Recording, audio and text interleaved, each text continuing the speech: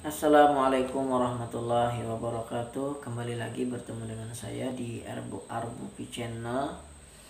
Arbupi itu sebenarnya singkatan dari nama saya, yaitu Arif Budi Firmansyah. Ya, semoga penonton tidak bosan-bosannya mendukung channel saya agar terus berkembang. Ya, terima kasih atas perhatian dan doa teman-teman sekalian. Kali ini kita akan membahas tentang doa agar memperoleh keturunan atau anak. Karena memiliki keturunan merupakan idaman dambaan setiap orang yang menikah. Ya, setiap kita punya cita-cita. Yang belum punya rumah, cita-citanya punya rumah. Yang belum punya anak, cita-citanya punya anak. Yang belum punya mobil, cita-citanya mau punya mobil. Selalu ada cita-cita. Ya. Nah, untuk mencapai itu yang diperlukan adalah doa dan usaha. Jadi yang akan kita bahas ini adalah ingin memperoleh anak. Karena masalah rezeki anak ini berbeda masing-masing kita ya. Ada orang yang menikah langsung dikaruniakan oleh Allah anak. Kemudian ada juga yang menikah tapi berpuluh-puluh tahun belum juga punya anak. Ya. Oleh karena itu memintalah kita kepada Allah, karena Allah yang memegang roh, yang kuasa menempatkan roh di dalam janin istri kita. Istri kita, maksudnya istri kalian.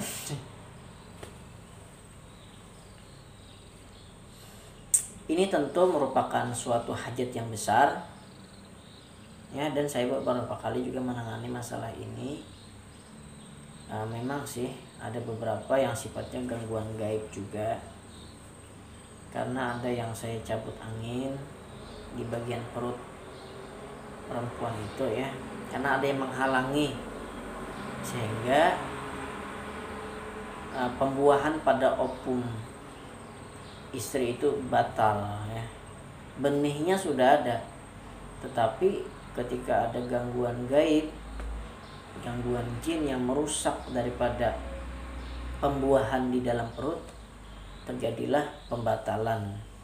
Tidak mau jadi janinnya, rusak. Beberapa kali sudah saya temui yang seperti itu ya. Kesian, ada yang sudah jalan 2 bulan mungkin rusak lagi. Masya Allah. Tetapi yang akan kita bahas kali ini adalah tentang doanya. Karena apabila kita berdoa dan Allah kabulkan, maka terjadilah di situ keajaiban Allah. Kun fayakun. Kata Allah jadi, ya jadi. Maka tidak ada yang dapat menghentikannya. Alangkah baiknya kalau kita bahas daripada ketika berhubungan suami istri ya, ada doanya, yaitu Allahumma jannibna wa jannib syaitan ma razaqtana. Ya Allah, jauhkanlah kami daripada syaitan, daripada apa yang telah Engkau berikan nikmat kepada kami. Maksudnya hubungan suami istri, kita minta jauhkan daripada syaitan terlibat di situ. Mohon maaf nih ya, bukan berarti saya menyebut anak yang nakal itu tidak berdoa ya.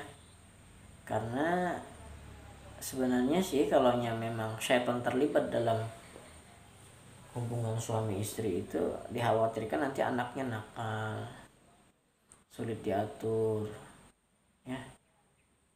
Selain daripada itu kan nama juga mempengaruhi, karena nama merupakan doa bagi itu anak.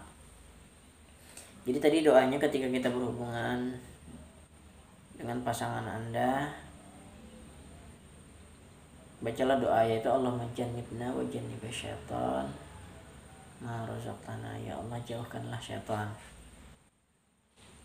Dan baik kita ketika itu membaca ya musawwir, Asmaul Husna, yang bermakna wahai Allah yang maha membuat rupa.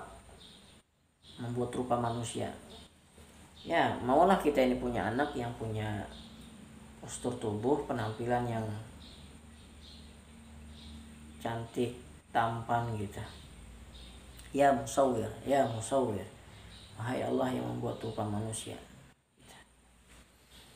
Insya Allah kalau langkah awalnya baik, dengan doa, dengan bismillah, dengan keridhaan Allah, maka akan melahirkan anak-anak yang baik. Nah kemudian ya ikhtiarnya doa.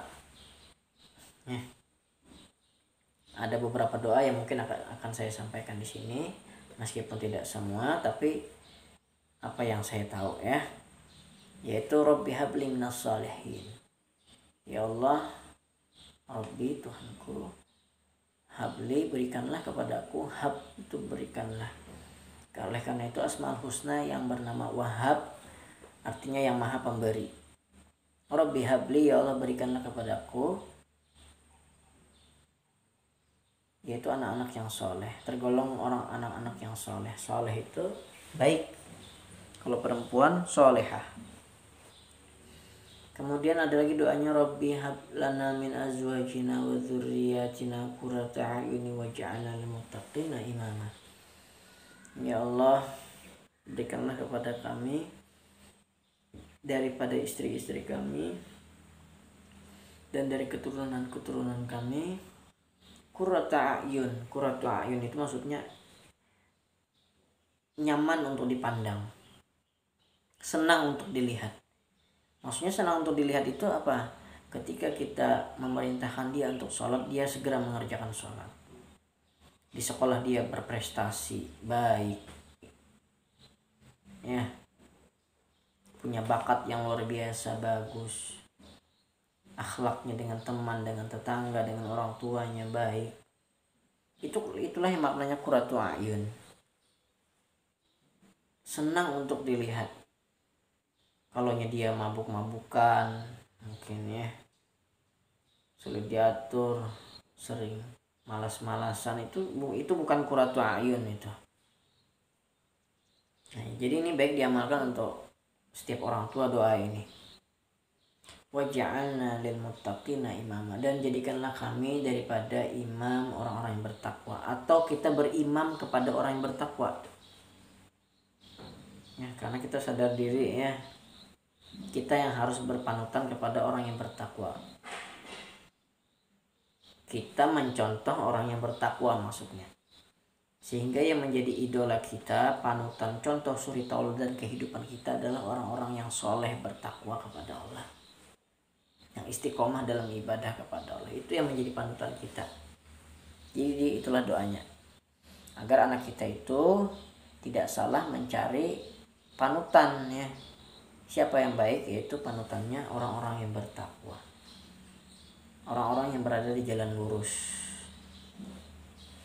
Kemudian apalagi doanya, Rabbi habli min ladunka dzurriyyatan thayyibah innaka sami'ud du'a. Ya Allah, berikanlah lagi kepadaku anak yang baik, keturunan yang baik, sesungguhnya Engkau maha mendengar doa. Kemudian ada lagi doanya, Rabbi la tadharni fardan wa anta khairul warithin. Ya Allah, jangan biarkanlah saya sendiri. Maksudnya kan suami istri cuma berdua, supaya bertambah temannya, yaitu punya anak. Rabbi la tadharni fardan, ya Allah jangan Engkau biarkan saya sendiri. Wa anta khairul warithin, dan Engkau sebaik-baik pemberi waris. Karena anak itu menjadi waris nanti bagi kita ya, waris terhadap apa yang kita miliki, agar terus berkelanjutan keluarga kita. Itulah tadi doa-doa untuk memohon keturunan. Semoga bagi yang belum punya keturunan, segera Allah beri keturunan. Dan banyak juga kisah-kisah keajaiban yang mana orang tersebut mendapatkan rezeki anak dengan sebab bersedekah, memancing rezeki Allah dengan bersedekah. Dia punya hajat, ingin punya anak, kemudian dia ikhlas mengharap pahala dan dikabulkan hajatnya, ingin punya anak, dia bersedekah, akhirnya dikabulkan oleh Allah. Ya, intinya kita mencari jalan-jalan yang diridhai oleh Allah Subhanahu wa taala. Terima kasih, semoga bermanfaat. Mohon maaf jika terdapat kekurangan, kehilafan. Wassalamualaikum warahmatullahi wabarakatuh.